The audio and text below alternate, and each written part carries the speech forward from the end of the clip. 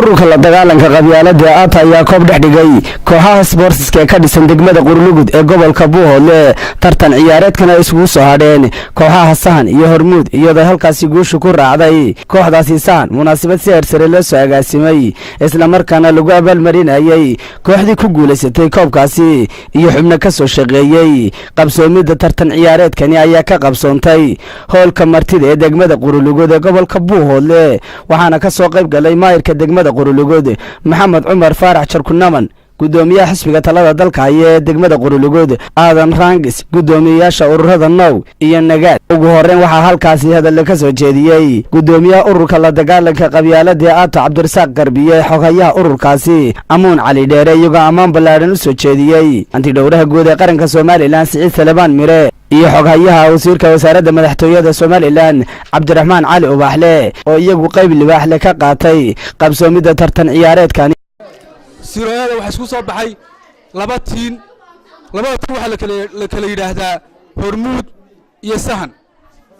waxa isku yimaadeen finalkii waxaana koobkii qaaday kooxda Sahan marka ugu horeysa waxaan habali u dirayaa kooxda koobka koobaad qaaday waxaan leeyahay marka hore congratulations habali u saaxiibay sidoo kale iyadana waxaan habali u dirayaa kooxdii kaalinta labaad gashay iyadana la yiraahdo Hormuud waxaan leeyahay saaxiibayaal miidaan guul dareysane dhamaantood horta markii hore guuleysanay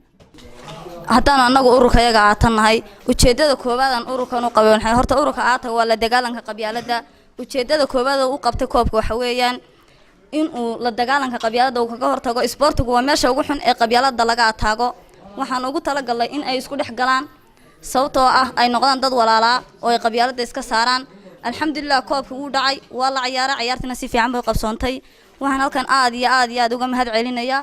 oo koobka nala taageeray ama na gacan qabtay hanti dhowraha qaranka Soomaaliland Siciid Salebaan Mire waxaan kaloo isagana halkan aad iyo aad uga mahad celinayaa oo isaguna nagala qaatay bahda saxaafadda Cabdiraxmaan Cali Ubaxle la taliyaha wasiirka madaxtooyada isagana waxaan leeyahay barakallahu fiik waxaan kaloo isna halkan aad iyo aad uga mahad celinayaa gudoomiyaha degmada Maxamed Cumar Faarax oo isaguna aad iyo aad nala taageeray annagu waxaan nahay urur badan soo halgamayay oo in badan bulshada ka soo dhex shaqeynayay oo in badan dadaalayay oo ku dadaalayay sida ay dadka isu dhex gelin lahaayeen ee uga saar lahaayeen shayga leeyahay qabyaalada waxaanu tagnay dholal badan in badan baan u baaskarayno danaha ugu dayacanay maanta waxaan ku guuleysanay inaanu qoladii sportiga aan is dhex dhigno waanu ka saarno qabyaalada oo aanu ku midano maxay koobaan halkan ku qabanay oo ujeedadu ay ahayd inaanu kaga saarno qabyaalada oo bulshada lambarkoona ka soo bilowno isdhexgalka anagu waxyaalo fara badan soo qabanay geesta kale kooxdii iyadu koobkaasi qaaday ayaa mahad celisay ilaahay baa mahadle mar labaadka waxaan u mahad celinayaa ururkan aato noo suurtageliyay inay koobkan saa sharafta weyn noo dhigaan mar labaadka waxaan aad iyo aad horta u salaamayaa wafdidan maamulka degmada iyo maamulka ururka aato gudoomiyaha ururka aato Cabdirasaaq Faarax Garbiye mar labaadka waxaan u mahad celinayaa halkan uga mahad celinayaa mas'uulka kooxda Sahan Cabdisamed Xiistirir oo si mulkiilaha naadiga Sahan Cabdisamed Xiistirir oo in badan ilaa maalintan awna soo asaasay ilaa maanta aan maalin garabkayga ka baydhin oo sidii noo gacan haya garabaya mas'uuliyiinta degmada Qurulugud ayaa bogaadin iyo ammaan u soo jeedisay ururka la dagaalanka qabyaalada ee aato oo isagu ka qayb qaatay isdhexgalka bulshada iyo horumarinta degmada Qurulugud bilaaba mahadle mudnaan waxaa leh Siciid Salebaan hanti dhowraha guud ee qaranka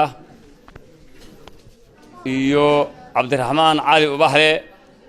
oo gacan ka geystay sidii aato ay hawshan u gudan lahayd ee qaybtii ay iyagu aato qabatay mooyee qaybta kale ay gacan uga geysan lahaayeen waxaan leenahay waad mahadsantihiin waa idin haynaa waana idin soo celinay waxaan idinku soo celinay waxtarka ibni aadam waxa weeye ibni aadamku waxbaa taraa laakiin mahadsanid buu leeyahay waxqabad badan baad muujiseen nadaafadaad ka qayb gasheen horumarkaad ka qayb gasheen maskaxdaad ka qayb gasheen qabyaaladii baad baabi'iseen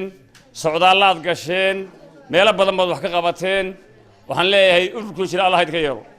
farxad bay ii tahay maanta inaanu ka soo qayb galno munaasabadda tan caqiibada leh ee aada u qiimaha badan ee ururkii aato uu ugu qabtay 4 kooxood oo cayaaraha ah kubadda cagta ee degmada Qorlugud aad iyo aad baan ugu faraxsanahay inaanu ka soo qayb galno munaasabadeedii maanta gabagabada iyadoo ah iyo bilowgeedii intaba aad iyo aad baan ugu faraxsanahay marka hore aato aad iyo aad iyo aad iyo aad bay marxalada adag u soo martay marxaladihii aad soo martay waa ka soo baxdeen iminka aad baad uga soo baxdeen